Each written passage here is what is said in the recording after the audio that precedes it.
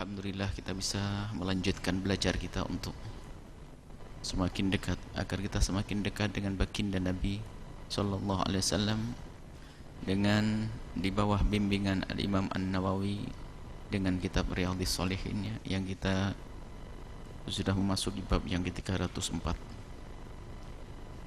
Qala Al-Imam An-Nawawi rahimahullah taala, nafa'ana Allahu bihi wa bi ulumihi wa bi ulumi masyayikhihi wa talamidatihi fid daraini amin, ila an qala babu an-nahyi 'anit tatayyuri.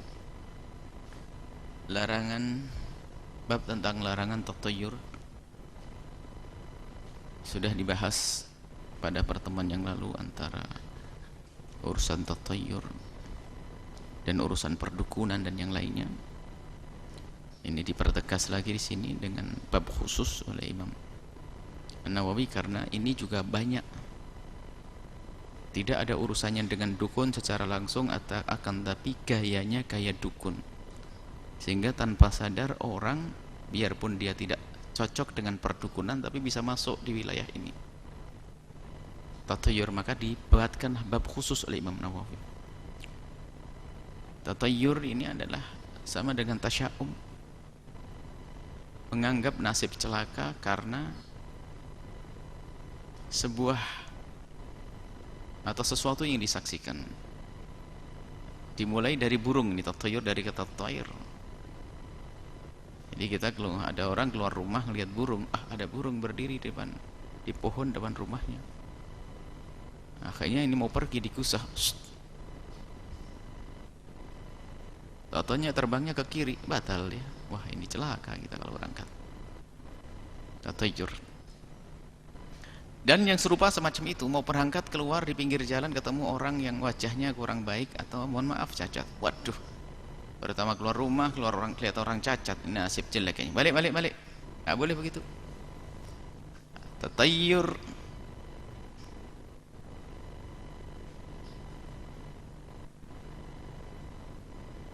Intinya setiap keadaan itu langsung prasangka buruk kepada Allah.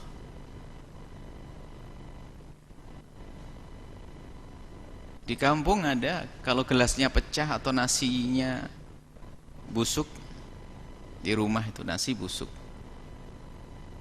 biasanya enggak seperti itu. Biasanya sampai pagi hari masih bisa dihangetin, mau dimakan, tak-taunya busuk. Apa katanya? Waduh, Pak, jangan-jangan anak kita sakit nih, nasinya busuk. Sakit beneran, dia suudzon kepada Allah. Ini bentuk tatayyur. Gelas pecah, waduh, apa ini? Ada bencana apa ini? Tanda apa ini? Awas jangan. Tanda apa? Naik mobil, tiba-tiba ada orang nyebrang tuh sembrono. Ya Allah, pertama, kedua. Ini tanda apa ini kok ada gini terus? Jangan suudzon kepada Allah, nanti akan Allah wujudkan yang jelek. Lagi mau naik mobil, tiba-tiba ada orang nyebrang sembrono. Ya sudah, istighfar aja, astagfirullah, ya Allah, semoga Allah ngampuni saya, ngampuni dia, gitu saja. Tidak usah, wah ini ada apa ini kok? Ada tanda apa kok mulai tadi kok ada gini-gini? Ini biasanya orang gampang begitu.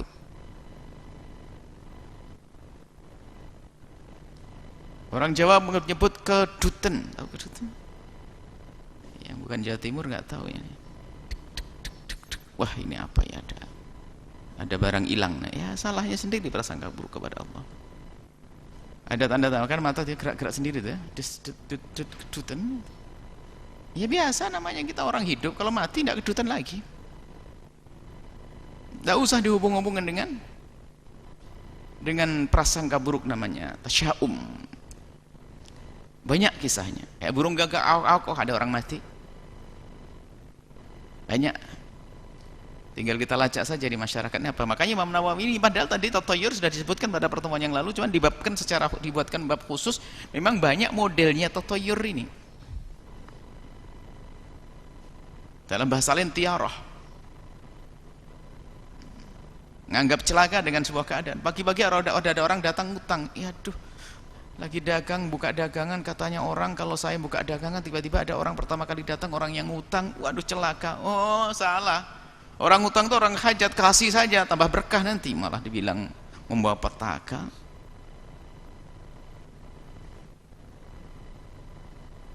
Ini harus dikembangin ini supaya dilacak apa kejadian. Setiap daerah kadang punya kebiasaan tatayur yang berbeda-beda, tasya'um yang berbeda-beda. Ya.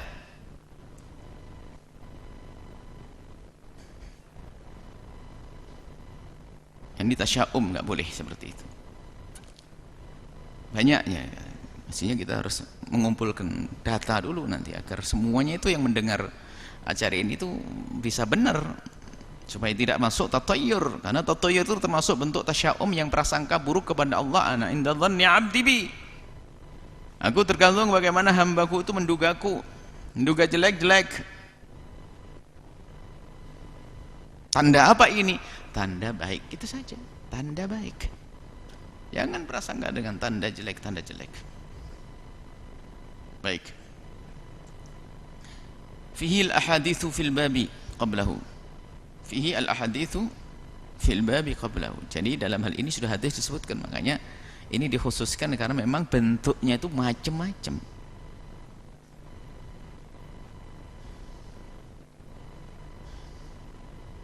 Sampai suatu ketika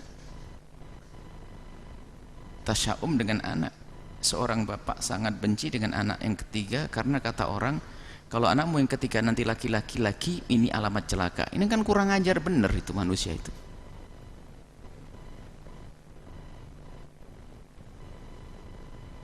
Dan ini ada hal-hal macam-macam. Mohon dilacak semuanya. Jangan suudzon kepada Allah dan jangan prasangka buruk kepada Allah.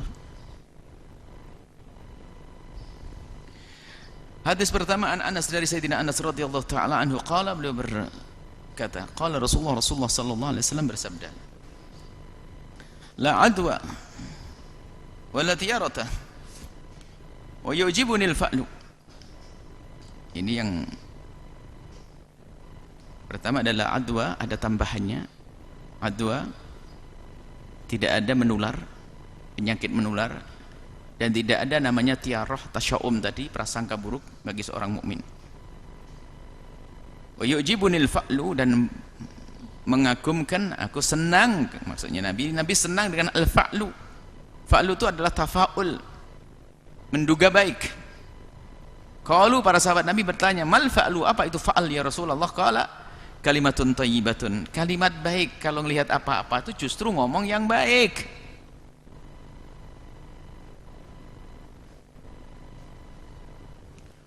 Ngomong yang baik. Kalau apa-apa, insya Allah rezeki, berkah, ya Allah, nasi busuk, ya, ini adalah jatahnya ayam, insya Allah tambah gemuk ayamnya nanti, gitu. Jadi nggak usah, wah nih anaknya sakit segala macam. Adwa, masalah adwa, namanya la adwa. Dalam riwayat lain la adwa, nah, tapi lanjutannya adalah firra minal majdhumi firaraka minal asadi. Ada hadis lain sahih. Satu sisi Nabi mengatakan tidak ada penyakit menular, tapi sisi lain Nabi mengatakan larilah, menjauhlah engkau dari orang yang judam, yang punya penyakit judam, yang penyakit menular. Judam itu penyakit yang ada di kulit, memerah lalu bisa bikin rusak anggota tubuh, terputus-putus itu, apa, kayak lepra begitu. Menjauhlah engkau dari orang berpenyakit itu seperti engkau menjauh dari harimau. Nah, ini seolah-olah ada pertentangan bahwasanya antara Nabi pernah bersabda bahwasanya tidak ada penyakit menular. Memang tidak ada penyakit menular dengan dirinya sendiri. Kalau ada penyakit menular pertama kali orang yang sakit dari mana dia, siapa yang nulari? Lalu bagaimana dengan riwayat yang lain? Bahwasanya hendaklah engkau menjauh dari orang yang punya penyakit seperti itu, seperti engkau menjauh daripada harimau. Maka di sini yang harus kita fahami bahwasanya yang dimaksud la adwa ini tidak ada penyakit yang menular dengan dirinya sendiri. Karena apa? Ada satu rumah katanya kena penyakit menular, tapi yang kena cuma satu tok, yang ketularan satu tok, 10-nya nggak kena. Ayo, yang lain kenapa? Apakah semua? Ada memang yang satu rumah kena penyakit semuanya, penyakit itu. Anggap saja hari ini corona dah. Satu rumah kena semua, tapi sebelahnya yang kena 2, 10-nya nggak kena, tetangganya juga enggak. Artinya apa? Menjadi menular itu karena Allah menjadikan menular, bukan dari zatnya penyakit itu menular. Bagi seseorang mungkin saja tidak ada pengaruhnya, karena apa? Yang menjadikan menular adalah hanya Allah Subhanahu wa Ta'ala. Ini keyakinan, sehingga kita tidak boleh meyakini api membakar dengan dirinya sendiri. Tidak boleh kita mengatakan air itu memuaskan kita dari dirinya air itu sendiri. Kita tidak boleh berkata kalau pisau itu memutus dengan dirinya sendiri. Akan tapi yang harus kita yakini bahwasanya itu semua terjadi karena Allah yang memberlakukan pembakaran, memberlakukan pemotongan, memberlakukan penyegaran, itu karena Allah. Kalau tidak, nggak bisa. Ada orang minum nggak selesai, nggak hilang hausnya. Ada dipotong nggak terpotong, ada dibakar nggak kebakar Nabi Ibrahim. Jadi yang menjadikan memotong, yang menjadikan membakar, yang menjadikan memuaskan itu adalah Allah. Nah, ini yang harus kita yakini. Tapi keyakinan ini nggak cukup kalau nggak punya adab kita dengan aturan Allah. Nah, makanya Allah punya aturan. Ini undang-undang sunnatullah itu ada aturan, dan aturan Allah berlaku, harus kita patuhi. Kalau kita meyakini satu sisi bahwasanya tidak ada yang memotong kecuali Allah, tidak ada yang membakar kecuali Allah, tapi kita tidak menghormati sunnah Allah, ini kurang ajar kepada Allah, nggak benar imannya. Apa itu? Api dari dulu bakar. Yang namanya pisau motong dari dulu. Nggak boleh keyakinan tidak ada api membakar, yang membakar hanya Allah, lalu dia membuat api unggun lalu masuk. Ya, ini kurang ajar dengan Allah. Allah bikin sunnatullah, api itu bakar, nggak akan membahayakan kepada siapapun. Bismillahirrahmanirrahim. Kayaknya gayanya tawakal, tapi tidak menghormati sunnah Allah, tidak menghargai sunnah Allah. Apa sunnah Allah? Racun itu berbahaya, langsung cari racun tikus, Bismillahirrahmanirrahim, mati dia. Dia kayaknya beriman tapi tidak menghargai sunnatullah. Allah membuat sunnah ini untuk sunnatullah, ini harus dipatuhi.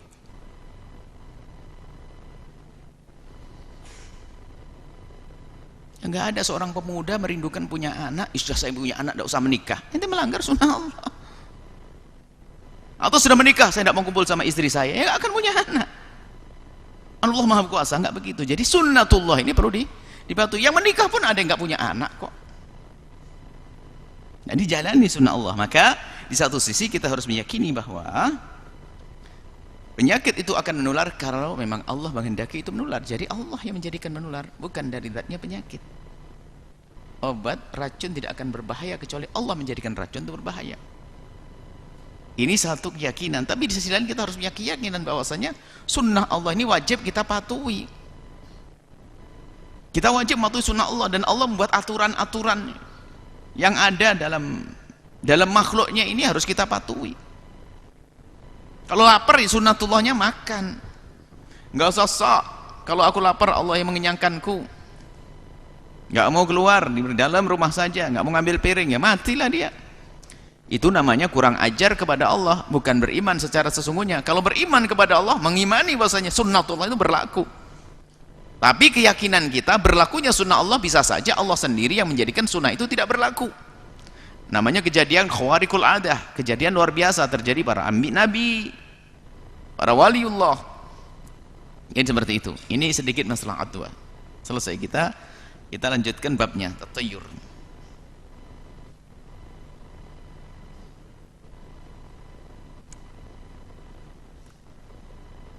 Wa an bin Umar, dari Sayyidina Abdullah bin Umar radhiyallahu taala anhuma qala, beliau kata, qala Rasulullah sallallahu alaihi wasallam, la adwa, tidak ada penularan penyakit. Jadi sudah paham masalah menular. Jangan sok dengan adanya corona tawakal. Bukankah Nabi sudah menyebutkan penyakit tidak menular? Enggak maskeran, enggak perlu jaga jarak. Kan Allah, ini namanya melanggar sunnah Allah. Sunnah Allah sudah berlakukan bahasanya penyakit menular dengan cara begini. Allah memberitahu kepada sebagian hambanya, yaitu dalam ini para dokter, diberitahu oleh Allah tentunya dengan ilham, sehingga mereka menemukan satu cara untuk menghindari adalah dengan masker dan sebagainya. Ini pemberian dari Allah ilmu ini, sunnatullah harus kita patuhi. Jangan sombong dengan sunnatullah. Imannya kurang, jangan menganggap oh saya beriman tawakal lalu bebas. Nggak beriman secara sesungguhnya, nggak tawakal itu. Tawakal itu urusan hati, zahirnya kita harus juga patuh dengan sunnatullah.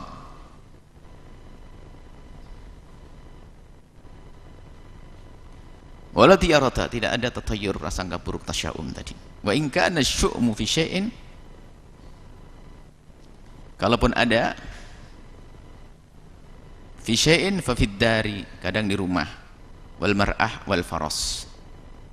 Maksudnya tetap tidak boleh. Biasanya yang banyak kejadian begini, aduh rumah kok kenapa rumah di pojok itu namanya apa, pucuk apa istilah, rumah ini wah posisinya ini kayaknya aduh sudah nggak berkah ini tidak prasangka buruk. Rumah ini dekat sama apa, prasangka buruk pokoknya ada rumah. Mar'ah, perempuan begini ini kayaknya aduh sudah tanda-tanda gak baik ini. Faros, ringkian-ringkikan kuda. Artinya secara umum sudahlah, pokoknya sudahlah, kalau ada apa-apa jangan dibawa kepada prasangka buruk kepada Allah Subhanahu wa taala. Ini menunjukkan ada dahulu tuh itu urusan perempuan. Sebab pada zaman jahiliyah itu memang perempuan betul-betul direndahkan sebelum adanya Islam. Dianggap sebagai sumber malapetaka. Tapi mereka memerlukan, kan gila kebodohan. Yaitu menganggap sumber malapetaka. Ringkikan kuda, baki-baki apa?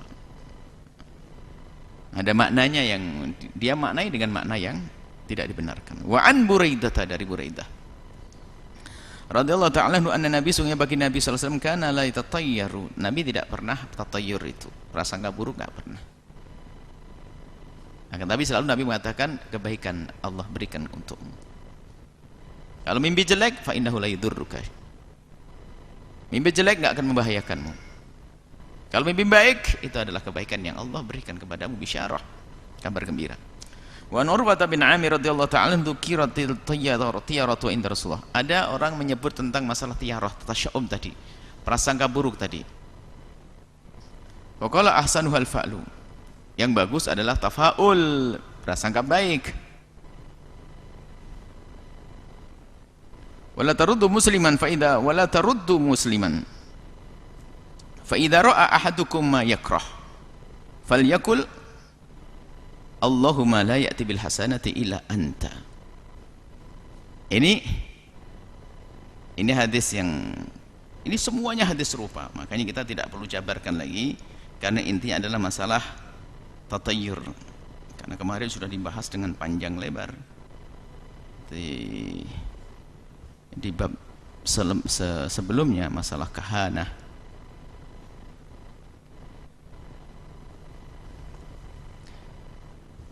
Wala taruddu musliman, mana tadi? Ahsan al-faul, wala taruddu musliman. Tidak boleh menjadikan seorang muslim itu adalah mundur gara-gara melihat sesuatu tersebut. Maksudnya misalnya mau berangkat, ngelihat burung terbang ke kiri, mengembalikan nih. Wala taruddu, tidak boleh. Tiarah itu menjadikan seorang muslim sejati nggak boleh mundur dari niatnya yang sudah direncanakan. Gara-gara ngelihat burung, ngelihat tanda-tanda itu langsung balik, itu nggak ada. Kecuali tanda alam, itu sunatullah lagi. Oh gelap mendung di sana, mau hujan, ya itu bukan. Itu jelas ngelihat tanda-tanda alam itu. Aduh, nggak pakai mantel, nggak pakai ini, dan saya kalau dingin nggak kuat. Wah, balik, itu lain. Fa idza ra'a ahadukum ma yakrah, la ini kalau seandainya kita melihat yang kita tidak senang, nasi basi, gelas pecah, ular nyebrang,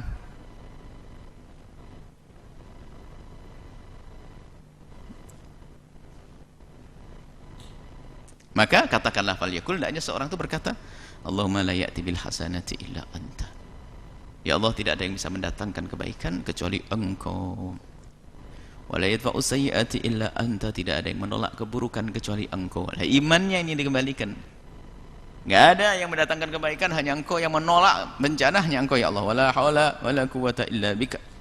Tidak ada daya dan upaya kecuali bersamamu, denganmu ya Allah. Aku nggak bisa menolak keburukan kecuali denganmu ya Allah, dan aku tidak bisa menerima mendapatkan kebaikan kecuali darimu ya Allah. Nah, ini sudah selesai masalah tiarah. Insya Allah kita akan masuk bab baru. Bab baru ini kita baca, babu tahrimi taswiril hayawani fi bisatin. Ini bab baru tentang haramnya menggambar hayawan. Ini adalah hewan yang bernyawa, masuk di dalamnya manusia. Fi bisatin, di hamparan. Bisat itu adalah sesuatu yang kita jadikan hamparan di bawah, oh hajarin atau batu, diukir. Thawbin, baju. Dirhamin, di uang. Mikhaddatin, itu bantal. Oh dinarin, di uang dinar. Oh wisadah itu sama dengan mikhaddah. Wahirnya dalikan yang lain. Maksudnya apa? Judulnya panjang, maksudnya jadi judul biar tahulah. Biasanya memang adanya di situ. Gambar-gambar adanya di itu, di bawah, di hamparan, di yang sedang ngukir, kemudian di uang dan sebagainya. Wa tahrimi ittikhadhi surati, dan diharamkannya mengambil gambar-gambar yang haram tersebut fi haitin, di tembok, ditempelin di tembok-tembok. Wasitrin, untuk jadi satir-satir kelambu yang dipajang begini nih. Imamatin, imamah. Thawbin, baju. Wa nahwiha. Wal amri, ini bab tentang perintah bi'itlafi suwari, untuk menghancurkan gambar-gambar tersebut. Istilah surah. Kita baca hadisnya sebab nanti kita simpulkan maknanya. An Ibnu Umar radhiyallahu ta'ala anhuma, dari Sayyidina Abdullah bin Umar radhiyallahu ta'ala anhuma, anna Rasulullah, sungguhnya Rasulullah sallallahu alaihi wasallam qala, bersabda, innal ladzina yasna'una hadhihi suwara, siapa-siapa yang membuat ini gambar, yu'adzabuna yaumal qiyamati, akan disiksa di hari kiamat. Yuqalu lahum, akan diperintahkan orang yang membuat gambar tersebut, ahyu ma khalaqtum, hidupkan apa yang kau buat. Dan dia tidak bisa menghidupkan, karena memang bukan Tuhan. Karena dia tidak bisa menghidupkan, dihukum saat itu. Wa Aisyah, dan dari Sayyidah Aisyah radhiyallahu ta'ala anha qalat, beliau bercerita, qadima Rasulullah datang min safarin, dari sebuah bepergian, dari bepergian. Wa satartu sahwatan li, dan aku telah membuat tutup sahwatan di rumah depan, semacam teras begitu. Depan rumahnya itu dikasih pembatas oleh Siti Aisyah, penutup. Dikiramin, semacam kain begitu. Fihi tamathil, kiram tamathil, di dalamnya ada tamathil, itu ada gambar-gambar patung, ada patungnya. Falamma ra'ahu Rasulullah, tatkala Rasulullah melihatnya, talawwana wajhu, berubah wajahnya baginda Nabi. Wa qala, dan berkata, ya Aisyah, wahai Aisyah, asyaddun nasi 'adzaban 'indallahi, paling beratnya siksa bagi manusia di hadapan Allah nanti yaumal qiyamati, di hari kiamat, adalah alladzina, mereka yang yudahuna, membuat tandingan bi khalqillahi, dengan ciptaan Allah. Qalat, kemudian Siti Aisyah bercerita, faqatanahu, kemudian saya potong-potong, wa ja'alnahu minhu, aku jadikan itu sitarah, itu apa, kelambu-kelambu yang saya potong tadi, wisadatan, aku buat bantal, atau wisadatan, atau dua, dipotong, sebagian jadikan pembungkus, sebagian dimasukkan ke dalamnya. Muttafaqun alaih, hadis riwayat Bukhari dan Muslim. Al-qiram artinya bikasril qafi, qiram, qaf. Wa wasitru, yaitu satir, kelambu. Wasahwatu fathah sin muhmalati, dengan fathah sin yang tak bertitik. Wa ya'suffatu, yakni bagian depan rumah, teras. Baina yadil baiti, ada di depan rumah. Kila yattaqun nafidu, sebagian mengatakan jendela yang menunjuk keluar. Fil haid, lubang. Jadi kalau tok itu bolong. Kalau miskat, rumah keraton atau rumah dulu itu ada namanya miskat. Miskat itu adalah semacam ada jendelanya tapi ada temboknya. Nah, itu buat untuk tata rias, ada lampu-lampu, itu miskat. Kalau bolong namanya tok. Ya, nafidah lah bahasa kita. Jendela.